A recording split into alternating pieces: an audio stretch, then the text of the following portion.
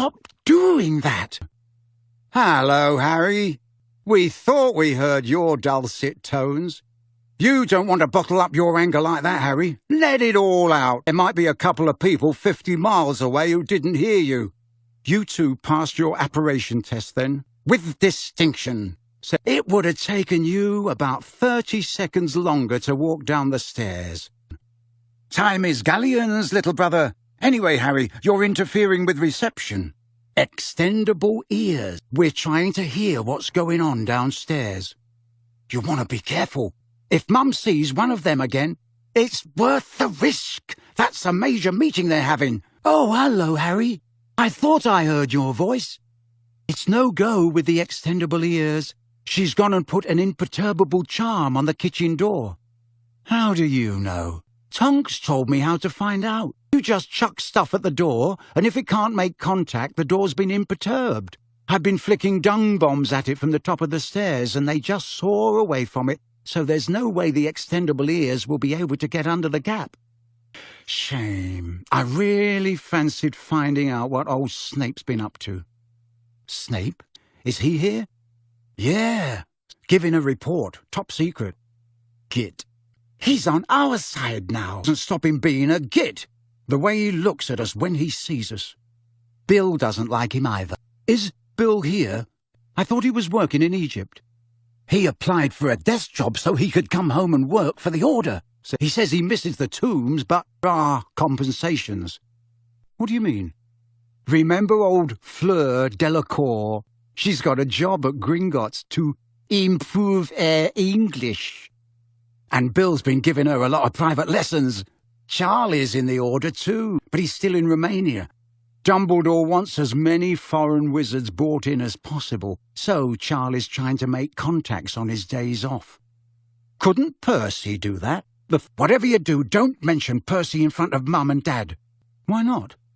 Because every time Percy's name's mentioned, Dad breaks whatever he's holding and Mum starts crying. It's been awful. I think we were all surprised. Because Percy got into a load of trouble about Crouch, there was an inquiry and everything. They said Percy ought to have realised Crouch was off his rocker and informed a superior. But you know Percy. Crouch left him in charge. He wasn't going to complain. So how come they promoted him? That's exactly what we wondered. He came home really pleased with himself, even more pleased than usual, if you can imagine that, and told Dad he'd been offered a position in Fudge's own office. A really good one for someone only a year out of Hogwarts. Junior assistant to the minister. He expected Dad to be all impressed, I think. Only Dad wasn't. Why not? Well, apparently Fudge has been storming round the ministry checking that nobody's having any contact with Dumbledore. Dumbledore's name's mud with the ministry these days, see? They all think he's just making trouble saying, you-know-who's back. Dad says Fudge has made it clear that anyone who's in league with Dumbledore can clear out their desks. Trouble is, Fudge suspects Dad. He knows he's friendly with Dumbledore, and he's always thought Dad's a bit of a weirdo because of his Muggle obsession. But what's this got to do with Percy? I'm coming to that. Dad reckons Fudge only wants Percy in his office because he wants to use him to spy on the family and Dumbledore. Bet Percy loved that. He went completely berserk. He said loads of terrible stuff.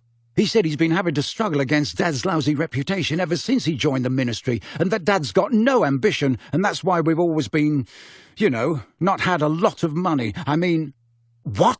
I know, and it got worse. He said Dad was an idiot to run around with Dumbledore, that Dumbledore was heading for big trouble, and Dad was going to go down with him, and that he, Percy, knew where his loyalty lay, and it was with the ministry. And if Mum and Dad were going to become traitors to the ministry, he was going to make sure everyone knew he didn't belong to our family anymore.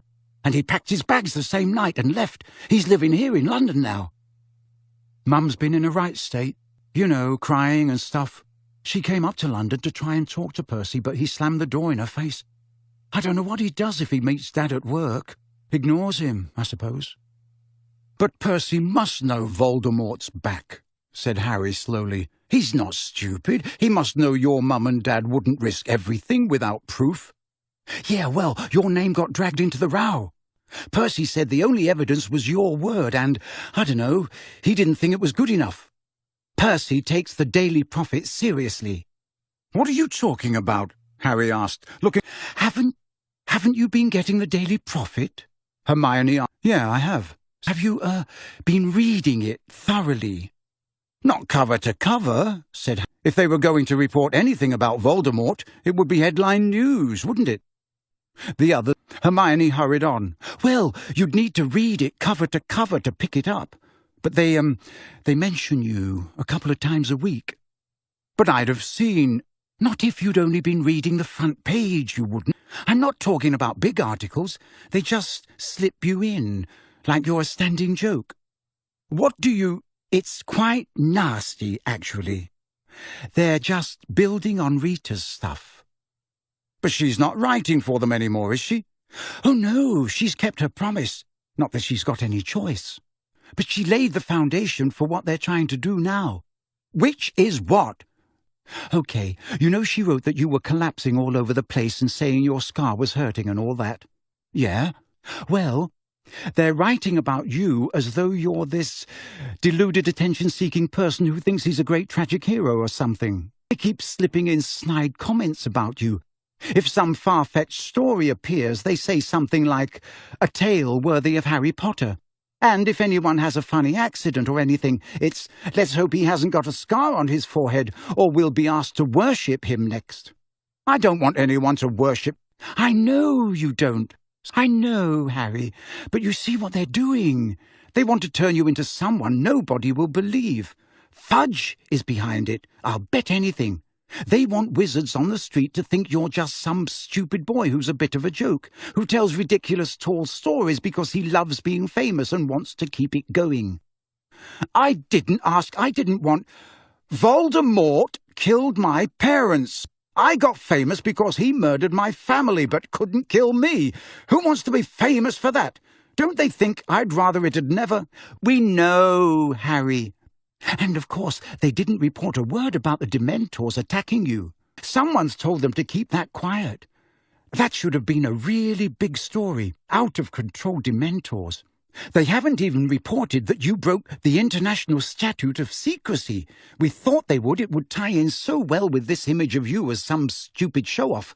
We think they're biding their time until you're expelled. Then they're really going to go to town. I mean, if you're expelled. Obviously. You really shouldn't be, not if they abide by their own laws. There's no case against you." "Uh-oh. The meeting's over. You can come down and have dinner now. Everyone's dying to see you, Harry.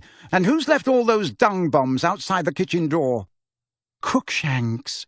He loves playing with them." "Oh.